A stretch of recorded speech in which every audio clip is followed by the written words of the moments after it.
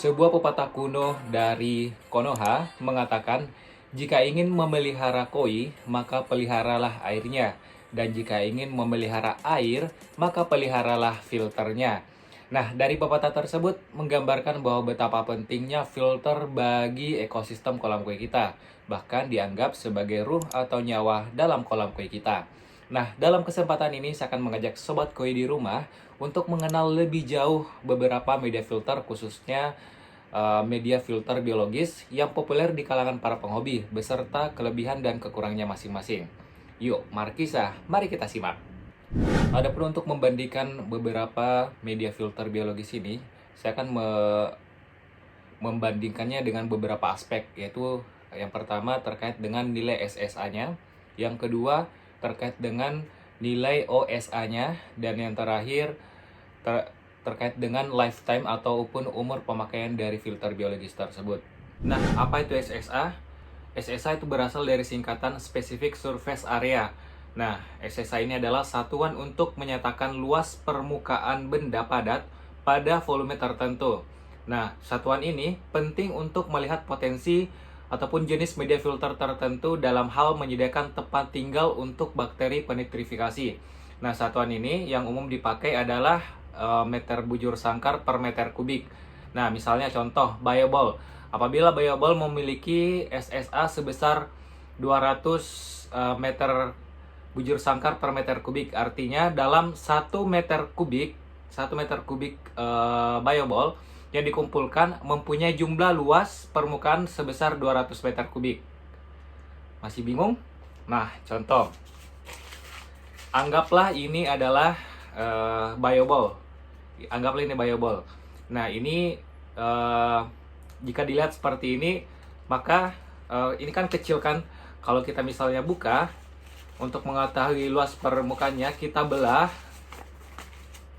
Nah, kita paparkan, maka bioball ini luasnya seperti ini, seukuran kertas ini, seperti itu. Masih bingung? Ya udah, anggap aja pokoknya semakin besar SSA, semakin bagus media filter tersebut. Selanjutnya, apa itu OSA? Nah, OSA itu adalah singkatan dari Open Space Area. Nah, OSA ini merupakan perbandingan area void atau rongga yang bisa dilewati air dan kontak ke area media. Jadi itu secara singkatnya itu adalah bagian rongga-rongga yang bisa dilewati air. Nah, semakin besar OSA, nah semakin mudah air akan melewati rongga-rongga tersebut.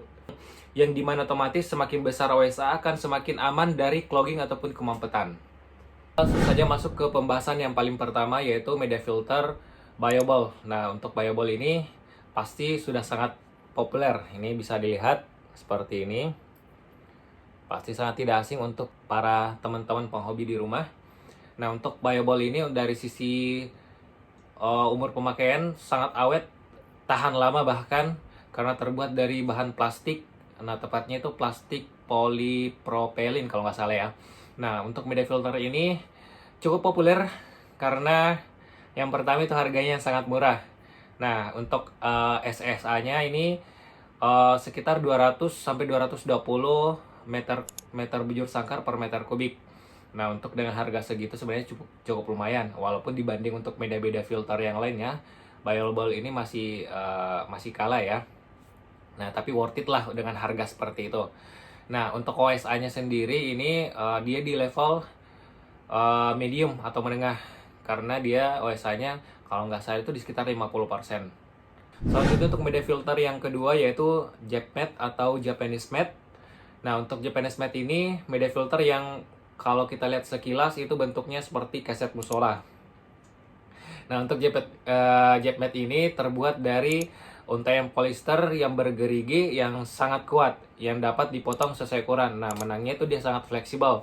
Kita bisa memotong sesuai dengan ukuran space chamber kita di rumah. Nah, selain itu juga karena dia bahannya dari polyester, dia sangat awet dan tahan lama. Nah, tidak seperti spons-spons yang lainnya, JapMat ini tidak akan mudah tersumbat karena memiliki OSA yang cukup besar. Untuk SSA-nya sendiri ini cukup besar ya, dia di level 531 meter bujur sangkar per meter kubik.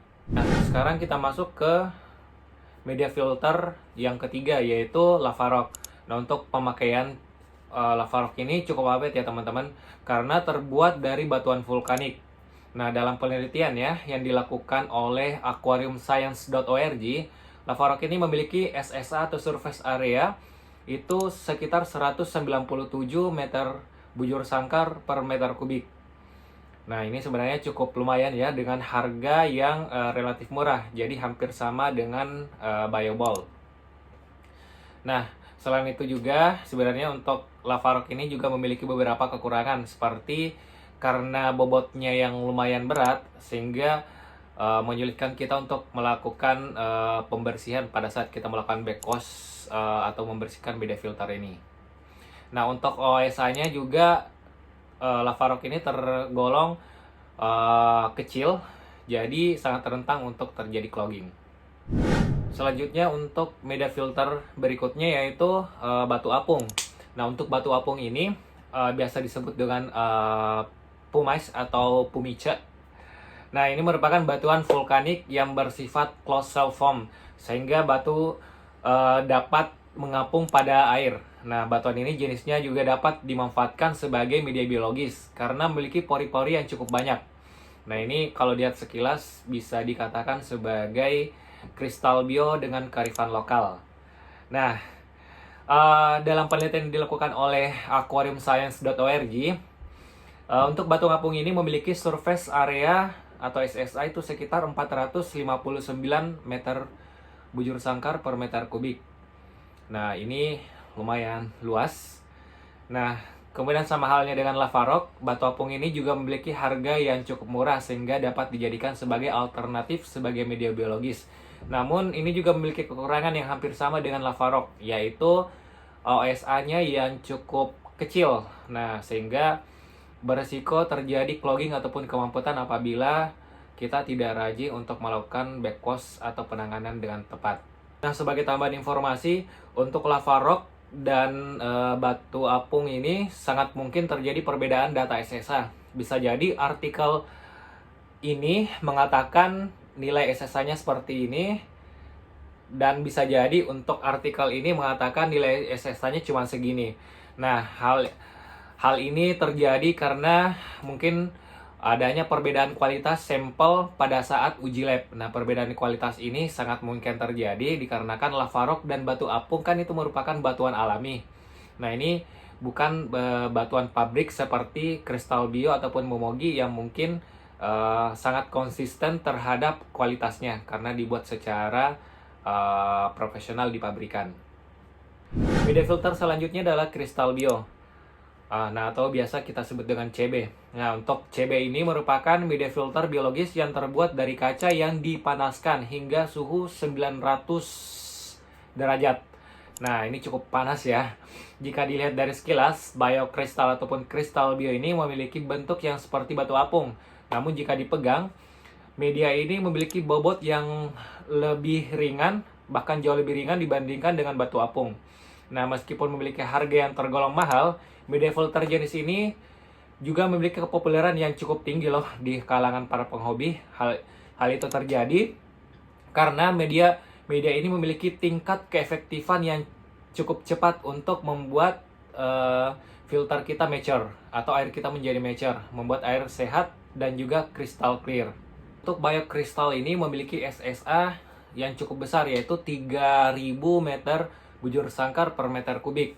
Nah, untuk OSA-nya ini tergolong cukup kecil, jadi sama dengan Lavarok dan batu apung, perlu penanganan khusus agar tidak gampang terjadi clogging ataupun kemampetan.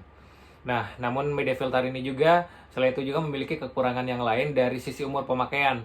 Nah, banyak penghobi yang mengklaim bahwa CB ataupun kristal bio ini akan hancur ataupun berubah menjadi seperti pasir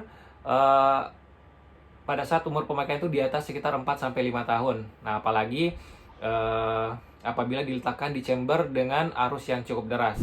Media filter selanjutnya yaitu Momotaro Bacteria House, atau teman-teman di komunitas biasanya menyebut sebagai momogi. Nah, ini karena bentuknya mirip dengan kudapan ringan bocil-bocil yang seperti snack momogi. Nah, untuk momogi ini seperti ini. Nah, untuk Momogi ini merupakan rumah bakteri yang dikembangkan oleh Momotaro Koi Farm. Nah, ini teman-teman sudah tahu yang dari Okoyama, Jepang. Nah, media ini memiliki bentuk lonjong dan berlubang di bagian tengahnya. Ini kelihatan nggak ya? Nah, itu seperti ini. Dengan ketebalan sekitar 3 inci serta panjang sekitar 8-6 inci. Nah, ini karena bahan dasarnya ini terbuat dari keramik blend, sehingga secara umum umur pemakaiannya ini jauh lebih tahan ya.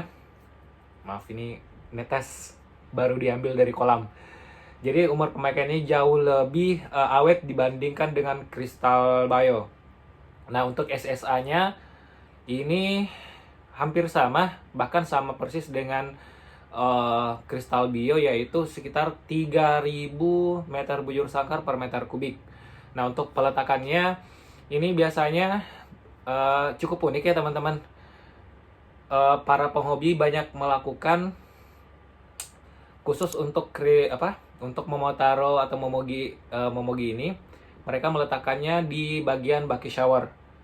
Nah, karena katanya itu jauh lebih efektif untuk baki shower itu menggunakan Momogi atau Momotaro Bacteria House. Untuk OSA-nya ini diklaim dia di level medium atau menengah.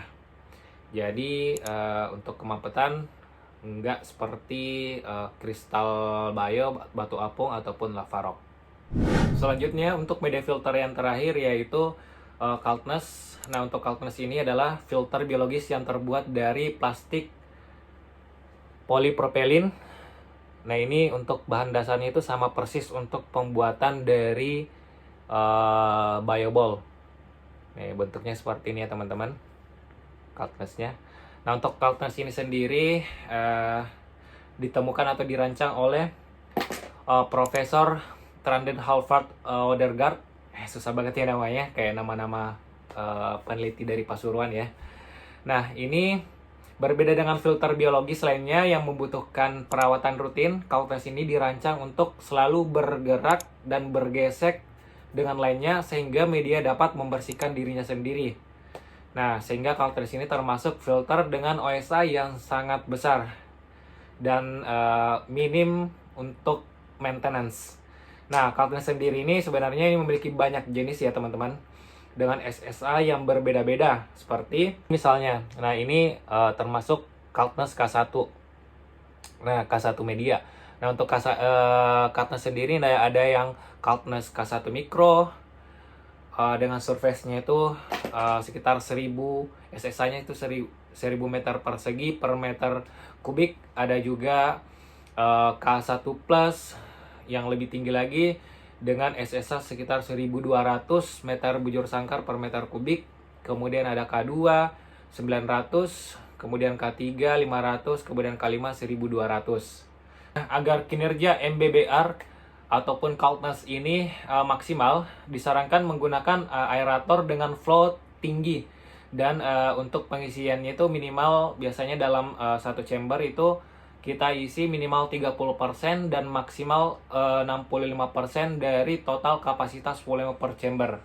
Nah, selain media filter biologis yang saya sebutin tadi, sebenarnya masih banyak untuk media filter lainnya seperti Neomedia, Marine Pure Cube, pasir silika, Biohome, ataupun yang lainnya.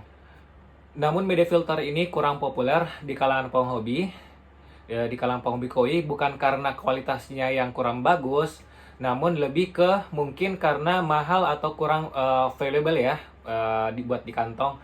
Nah, ini selain itu juga karena pengaplikasiannya di kolam itu susah, atau mungkin juga karena peredaran di pasaran masih sulit untuk ditemukan. Nah, itu yang membuat kurang populer dibandingkan media-media filter yang sudah saya sebutkan tadi. Terus kalau ditanya, kok Mang jaring nelayan nggak dibahas? Nah, menurut saya pribadi, untuk jaring nelayan itu lebih cocok jadi media filter mekanis dibanding untuk biologis. Walaupun sebenarnya banyak penghobi-penghobi di rumah itu menggunakan sebagai media filter biologis juga. Nah, selain itu juga, mengapa saya nggak ngangkat jaring nelayan ini? Karena hingga saat ini saya masih belum menemukan referensi yang valid terkait dengan SSA dari jaring nelayan ini. Namun jika Sobat Koi di rumah punya referensinya, silahkan tulis di kolom komentar biar kita bisa diskusikan bersama. Terus kalau ditanya lagi nih, dari media filter yang tadi yang saya jelasin, mana nih yang paling terbaik? Nah, kalau ditanya seperti itu, yang terbaik itu kita cukup memperhatikan mana yang memiliki SSA yang paling besar, yang mana memiliki umur pemakaian yang paling lama ataupun awet. Kemudian yang ketiga adalah mana yang memiliki maintenance yang gampang atau memudahkan penghobinya. Kemudian yang terakhir mana yang memiliki OSA yang sangat besar. Terus kalau ada pertanyaan lagi nih, kalau media filter memiliki SSA yang besar tapi OSA-nya kecil, bagus nggak ya? Nah, kalau untuk misalnya seperti itu sebenarnya tetap bagus. Nah, kita cukup menyiasati aja. Nah, untuk beberapa media filter yang memiliki OSA yang kecil, agar tidak mudah terjadi clogging ataupun mampet, hal ini bisa kita lakukan treatment khusus. Seperti misalnya menyediakan filter mekanis yang bagus, kemudian kita harus rajin melakukan backwash dan juga menginstal aerator di setiap chambernya. Setiap penghobi memiliki media filter favorit masing-masing. Media filter yang murah belum tentulah jelek, sedangkan media filter yang mahal belum tentulah bagus. Namun pada umumnya ada harga, ada kualitas. Nah, yang penting dalam hal ini adalah pengetahuan kita untuk memahami kelebihan dan kekurangan masing-masing media filter tersebut agar kita mendapatkan kualitas sesuai dengan uang yang kita keluarkan. Cukup sekian mungkin dari saya. Apabila ada masukan ataupun koreksi, silahkan tulis di kolom komentar agar kita bisa belajar dan mendiskusikannya secara bersama. Dan salam koi untuk persahabatan.